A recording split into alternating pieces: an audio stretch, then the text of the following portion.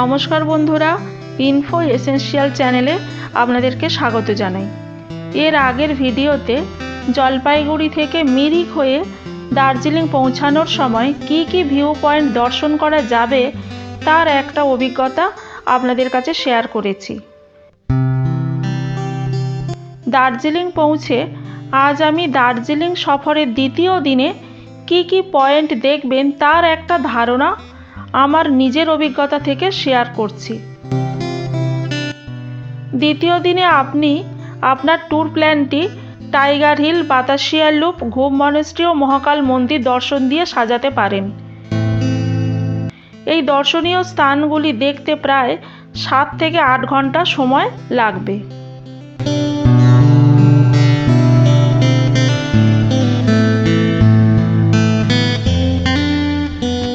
প্রথম দিন রাতে দার্জিলিং পৌঁছানোর পর ড্রাইভারের কথা মতো ভোর 4টেতে রেডি হয়ে ম্যালের কাছে পৌঁছাতেই গাড়ি স্টার্ট করে দিল টাইগার হিলের উদ্দেশ্যে।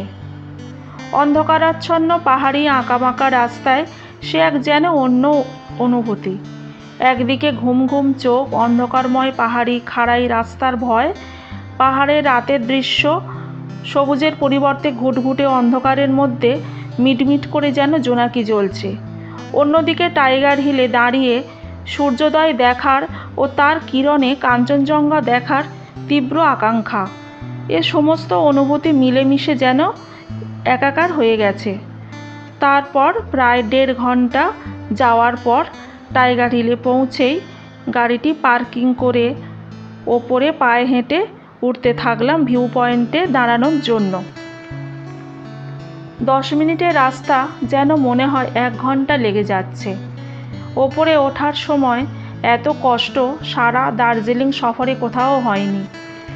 মনে হচ্ছিল হাতে যদি একটা করে স্টিক থাকতো তাকে সাপোর্ট দিয়ে উঠতে পারতাম। গাছপালা কম থাকার জন্য একটু শ্বাসকষ্টও হচ্ছিল, কিন্তু কি জানেন তো, এ সমস্ত কিছুই কষ্ট সার্থক হতো যদি সূর্য মামা ওঠার সাক্ষী হয়ে থাকতে পারতাম। ভাগ্য খারাপ হলে আর কি করা যাবে। মেঘ ও কুয়াশার জন্য দূরের পাহাড়ের পেছন থেকে প্রথম সূর্য ওঠার দৃশ্য আর দেখা হলো না। বেশ কিছুক্ষণ পর সূর্য অনেকটা ওপরে ওঠার পর তারপর সূর্য দেখতে পেলাম। কিছু ফটো তুলে চা কফি পান করে ধীরে ধীরে নেমে এলাম গাড়ির উদ্দেশ্যে।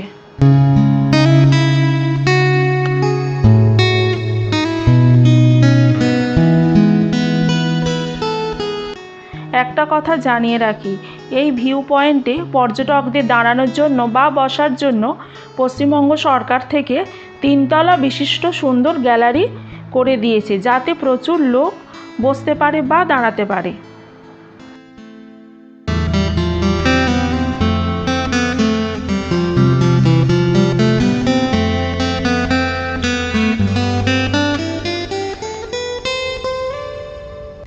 পরবর্তী গন্তব্য বাতাসিয়া লুপ।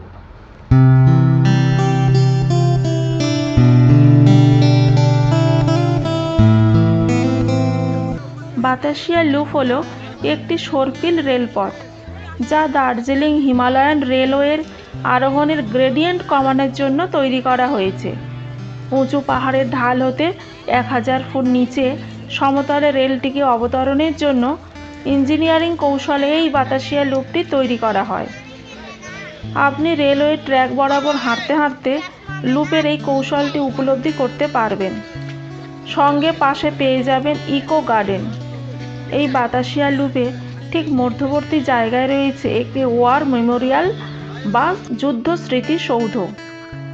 স্মৃতিসৌধটি জেলা সৈনিক বোর্ড ও দার্জিলিং বীর গোর্খাদের সৈন্যদের স্মরণে তৈরি করা হয়েছিল, যারা স্বাধীনতার পর জাতির সার্বভৌমত্ব রক্ষায় জীবন উৎসর্গ করেছিল।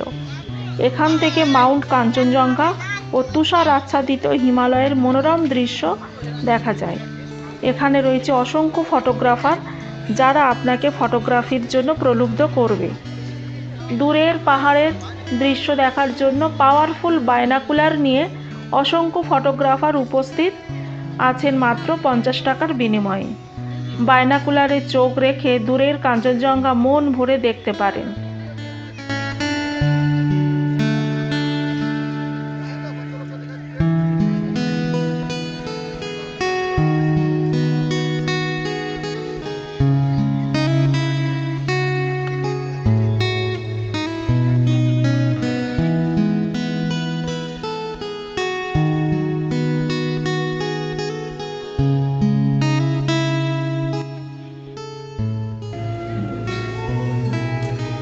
পরবর্তী গন্তব্য ঘুম মনেস্ট্রি।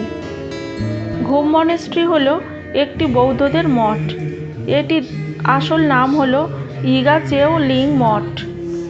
দার্জিলিং জেলার ঘুম শহরের ওপরে সমুদ্রপৃষ্ঠ থেকে ৮,০০০ ফুট উচ্চতায় এটি অবস্থিত।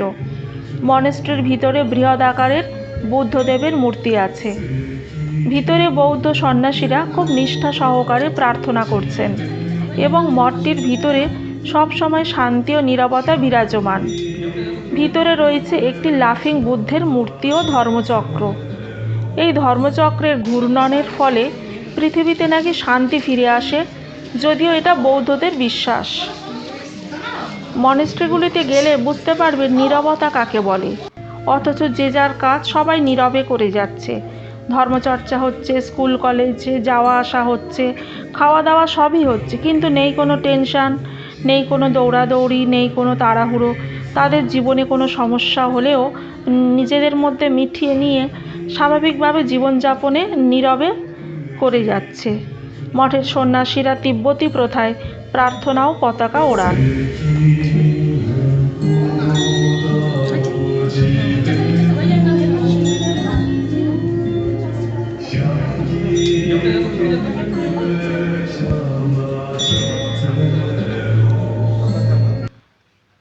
তারপর পরবর্তী গন্তব্য মহাকাল মন্দির, যেটি ম্যালের কিছুটা ওপরে অবস্থিত। এটি পায়ে হেঁটে উঠতে হবে, আর কোনো উপায় নেই। এটি আবার ভীষণ কষ্টকর। ভগবান শিবের মন্দির, তবে এখানে মহাদেবের সাথে কালী, হনুমান, গণেশ ও ভগবান বুদ্ধ পূজিত হন। এটি একটি হিন্দু ও বৌদ্ধ ধর্মের সহাবস্থানের নিদর্শন। এটি ১৭৮২ সালে লামা দার্জিলিং তৈরি করেছেন। বিশ্বাস করা হয় লেপচা জনজাতির একটি পবিত্র স্থান।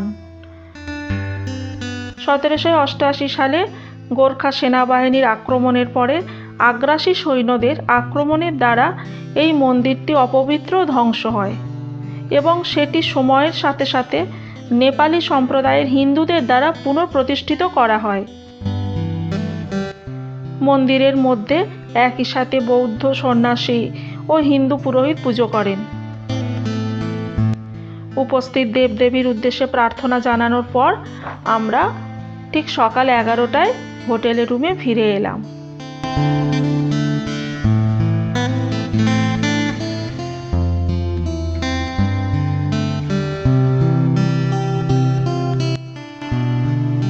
যাই হোক, ভিডিওটা যদি ভালো লাগে একটা লাইক, শেয়ার, সাবস্ক্রাইব করে দেবেন। সবাই ভালো থাকবেন, সুস্থ থাকবেন। দেখা হবে পরের কোনো ভিডিওতে। নমস্কার।